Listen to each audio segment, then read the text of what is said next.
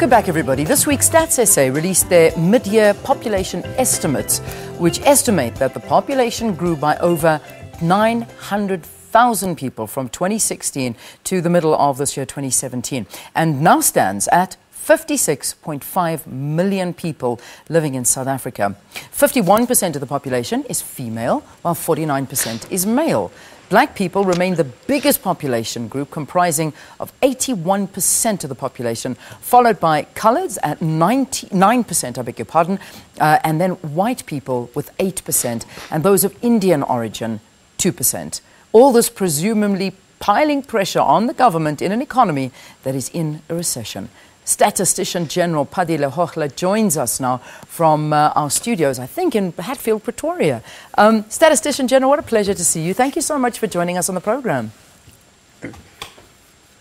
Good morning, and good morning, listeners. It's great to see you. Yeah, it's good to see you too. Thanks again for being with us. So, the difference, firstly, let's start there. What's the difference between the work of a census and a mid-year population estimate?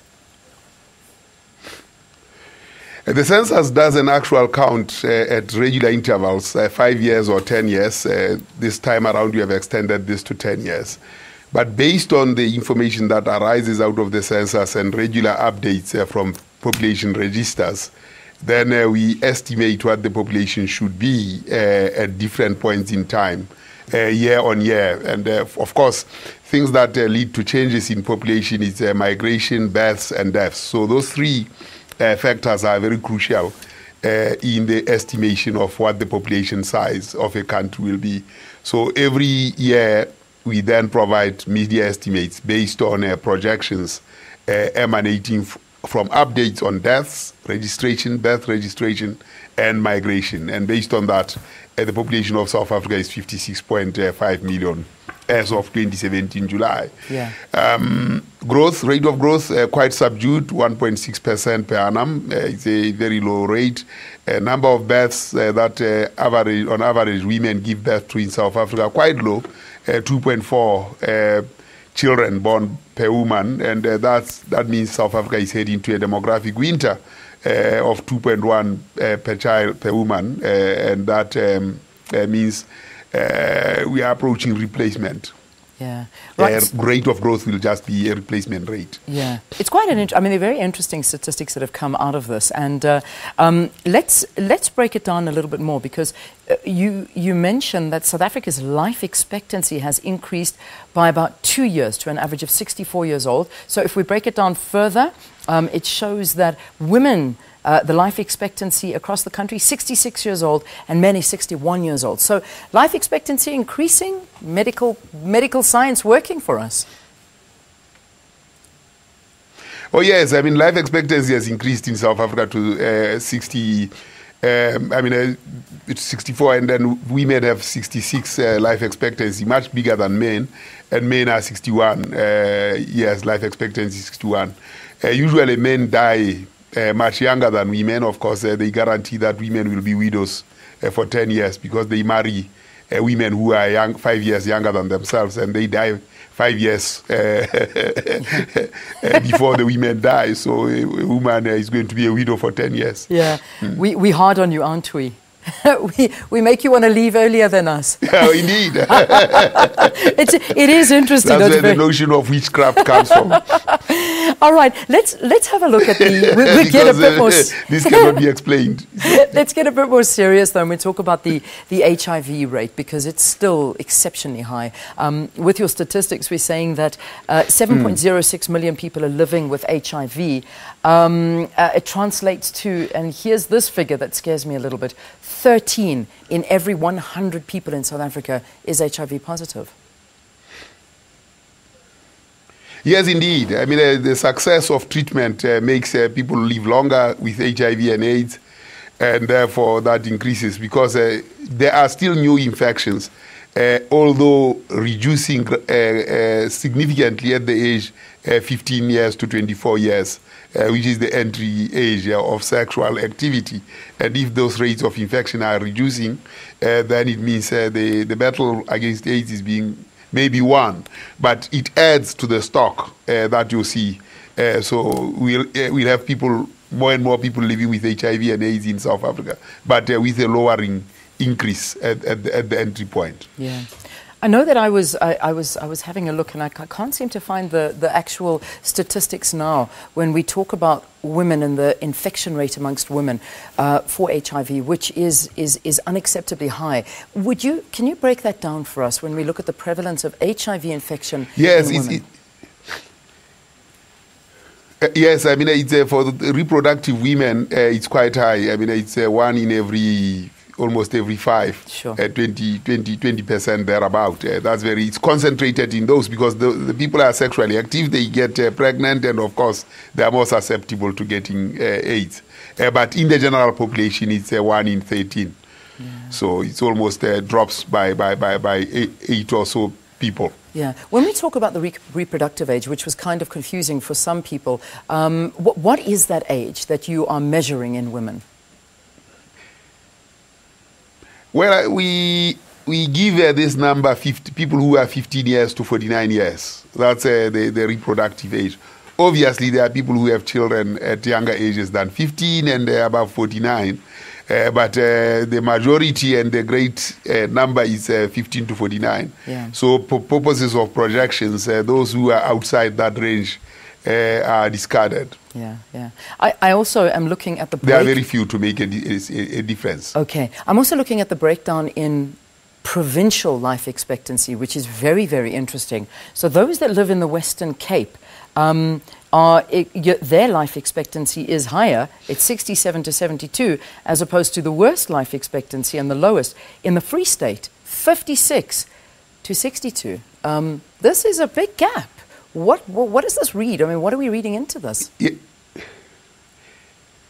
Well, I mean, it's a big gap. It has a racial bias embedded in it, and it has an income bias embedded in it. Whites go to the Western Cape to retire, so it's not a lived life expectancy in the Western Cape. It is driven largely by people who retire from Gauteng to go to the Western Cape, and largely the rich. Who live longer. The Free State, obviously, mining industry, tuberculosis, the center of death in the Malutia Pofung in Kwakwa means a lot of people die there. So the Free State has this triple challenge of both poverty, mining industry, HIV and AIDS, and that provides, the mining industry provides a very fertile ground. And then the roads, N4, and what is it, the one to Durban, those two roads converge in Malutia Pofung, creating a very toxic environment for infections. And we've seen that per 1,000 people dying, that place has the highest, and largely due to things like HIV and AIDS. Yeah. So Free State suffers this tragedy, both of accidents arising from mines, but also sexual consequences.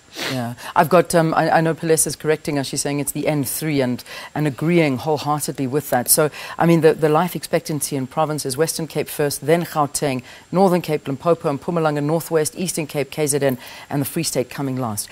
I want to just talk as well about something. I mean, I put out a tweet about the statistics of the amount of white people that are leaving South Africa and how the population is declining. This, of course, caused one of the greatest conversation points on Twitter. It was actually quite amusing to read some of them, but also a little bit scary to see people's reactions about us whiteys. But nonetheless, let's talk about that. The statistics are showing that, what is it, 22,250 whites have left South Africa or immigrated from South Africa, which is shrinking the population. Is this the stats you have with you?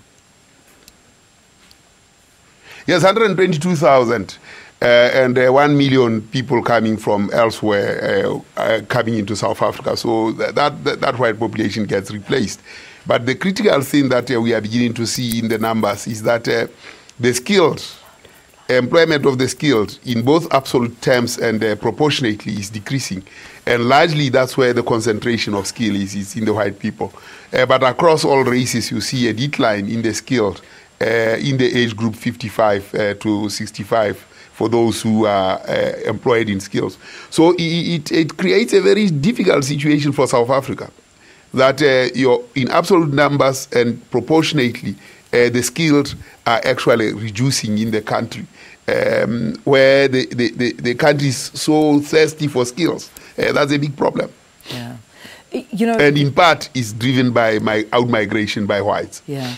What about South Africans that have left the country and have come back? Because I know that some people speak about that as quite a large number as well, that you'll see some people have immigrated and yet they've found, no ways, I actually want to come back home. Do you measure that as well? Yes, I mean, we are running this as at a cross-section. I mean, it's, so you know who are there and who are left.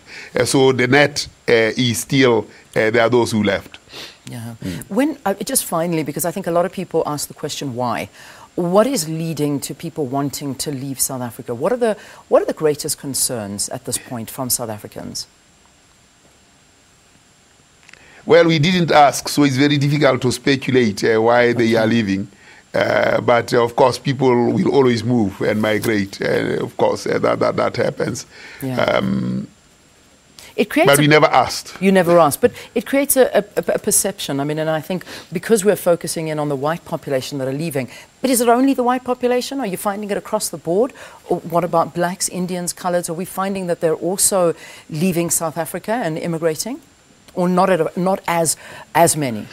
No, not as many as whites. Proportionately, I mean, a few blacks, yes, might leave, but certainly it's a very insignificant number that can dent. But whites have a bigger, I mean, have the skills, have the resources, and when 122,000 of them are out of the country, it creates a serious dent on a country that has is thirsty for skills. Yeah. Especially at the level where they are older, 55 and above. Yeah, very interesting statistics, it really is, and it's always interesting speaking about them and seeing where South Africa is at. Thank you so much to our Statistician General for his time this morning. Have a great day. I know that you're currently in a Lehohla, if I'm not mistaken. You attending the Cabinet Lehohla in Pretoria.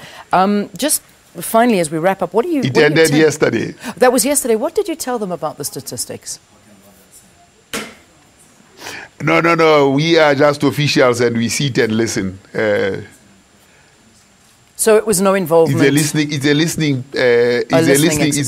listening environment for officials. It's for politicians who discuss. All right. I suppose they get the stats and they read into it and do what they feel is right.